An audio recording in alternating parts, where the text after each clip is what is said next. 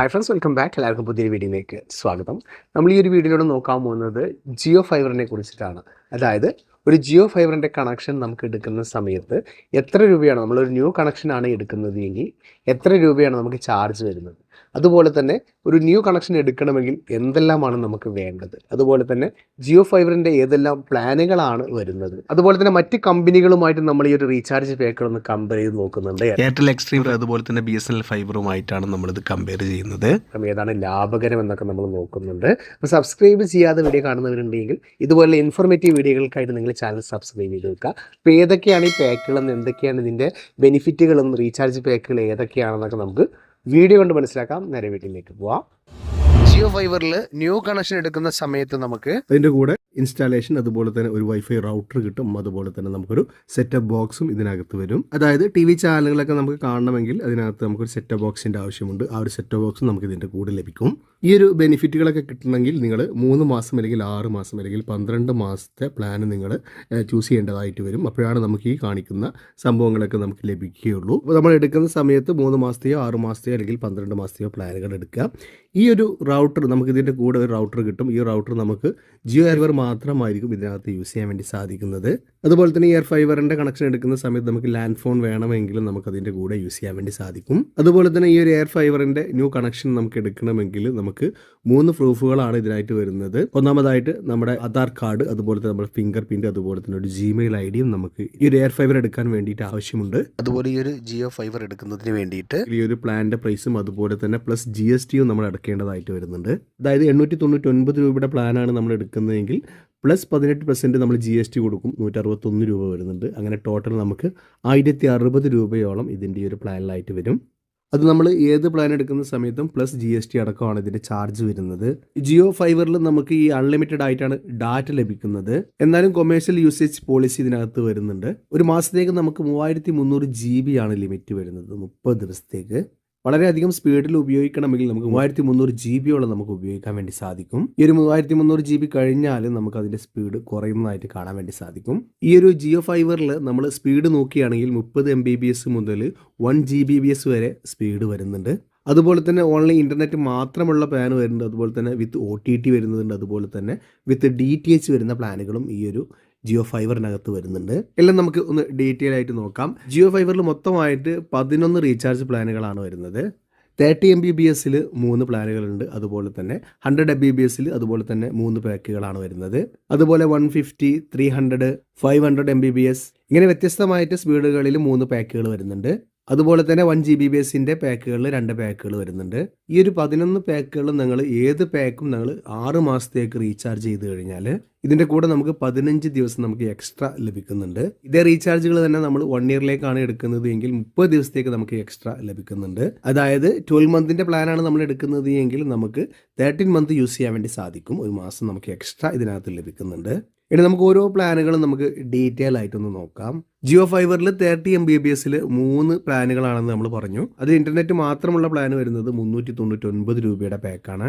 അതുപോലെ തന്നെ DTHും OTTയും കൂടെ വരുന്ന പാക്കുകൾ 2 എണ്ണമാണ് വരുന്നത്. ആ പാക്കുകളിൽ 599 ഒന്നുണ്ട്. അതുപോലെ തന്നെ 888 പ്ലസ് GSTയും വരുന്ന പാക്കുകളാണ് വരുന്നത്. ഈ 2 പാക്കുകളിലും OTT മാത്രമാണ് ഡിഫറൻ്റ് ആയിട്ട് വരുന്നത്. അതിനുശേഷം നമ്മൾ 100 MBPS പ്ലാൻ നോക്കുകയാണെന്നുണ്ടെങ്കിൽ ഇൻ്റർനെറ്റ് മാത്രം വരുന്ന പാക്കാണ് ഈ 699 പ്ലസ് GST വരുന്നത്. അതുപോലെ തന്നെ DTHും OTTയും വരുന്ന പാക്കുകൾ മറ്റ് 2 എണ്ണമാണ് 899 രൂപയുടേതും അതുപോലെ തന്നെ 1199 രൂപയുടെയും. അങ്ങനെ 2 പാക്കുകൾ വരുന്നുണ്ട്. ഈ ഒരു 899 പാക്ക് നോക്കുകയാണെങ്കിൽ ഹോട്ട്സ്റ്റാറും അതുപോലെ തന്നെ സോണി ലൈവും ഇതിനകത്ത് വരുന്നുണ്ട്.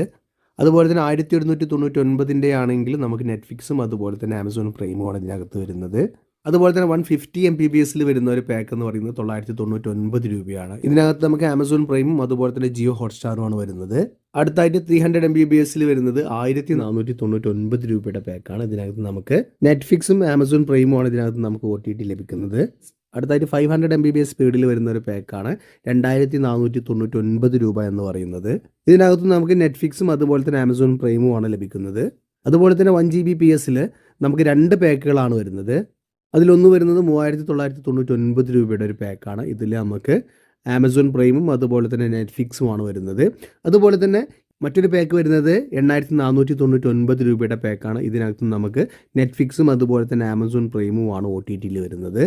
ഈ 2 പാക്കുകളും സെയിം തന്നെയാണ്. നെറ്റ്ഫ്ലിക്സും അതുപോലെ തന്നെ ആമസോൺ പ്രൈമുമാണ് വരുന്നത്. പക്ഷേ എന്താണ് ഇതിനകത്ത് പ്രൈസിൻ്റെ ആ ഒരു വ്യത്യാസം ഒന്ന് നോക്കുകയാണെന്നുണ്ടെങ്കിൽ ഈ ഒരു 3999 രൂപയുടെ പാക്കിൽ നമുക്ക് 3300 GB മാത്രമാണ് ലിമിറ്റായിട്ട് വരുന്നത്. ഈ ഒരു 8499 രൂപയുടെ പാക്ക് നോക്കുകയാണെങ്കിൽ നമുക്ക് 6600 GB ആണ് ഇതിനകത്ത് നമുക്ക് ലഭിക്കുന്നത്.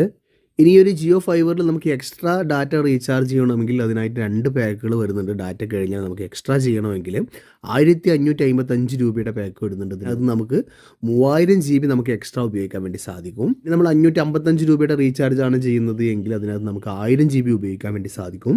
ഈ 2 പ്ലാനുകളുടെയും വാലിഡിറ്റി എന്ന് പറയുന്നത് അപ് ടു ബിൽ സൈക്കിളാണ്. അതായത് നമ്മൾ ഉപയോഗിച്ചു കൊണ്ടിരിക്കുന്ന ആ ഒരു പാക്കിൻ്റെ വാലിഡിറ്റി ആയിരിക്കും ഇതിന് ലഭിക്കുന്നത്. ഇനി നമുക്ക് ഈ ഒരു പാക്കിൻ്റെ സ്പീഡ് എങ്ങനെയാണെന്ന് ചോദിക്കുകയാണെങ്കിൽ ഇത് നമ്മൾ ഏത് പാക്കാണ്, നിങ്ങൾ 30 MBPSൻ്റെ പാക്കാണ് റീചാർജ് ചെയ്തത് എങ്കിൽ ആ ഒരു സ്പീഡിലായിരിക്കും നിങ്ങൾ ഈ ഒരു പാക്ക് റീചാർജ് ചെയ്യുമ്പോൾ ഈ ഒരു നെറ്റും ലഭിക്കുന്നത്. അപ്പോൾ നമ്മൾ ചെയ്തിട്ടുള്ള പ്ലാനിൻ്റെ സ്പീഡായിരിക്കും ഈ ഒരു ആഡ് ഓൺ പാക്കിനും നമുക്ക് ലഭിക്കുന്നത്.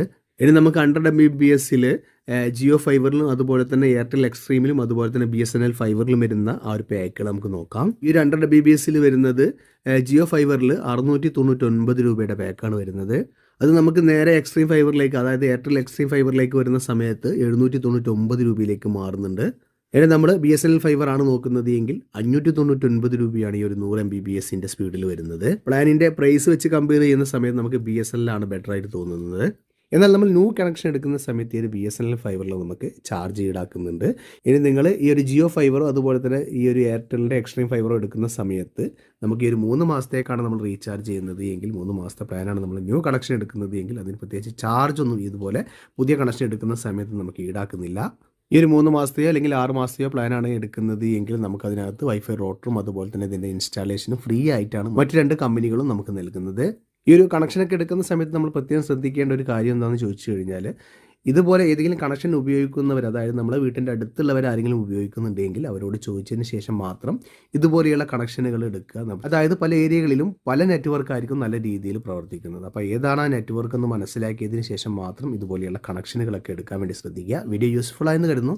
ഇഷ്ടപ്പെട്ടാൽ തീർച്ചയായും വീഡിയോക്ക് ലൈക്ക് ചെയ്യുക. അപ്പോൾ ഇതുപോലെ ഇൻഫർമേറ്റീവ് ആയിട്ടുള്ള മറ്റൊരു വീഡിയോയുമായി നമുക്ക് അടുത്തൊരു വീഡിയോയിൽ കാണുമായിരിക്കും. എല്ലാവർക്കും ബൈ.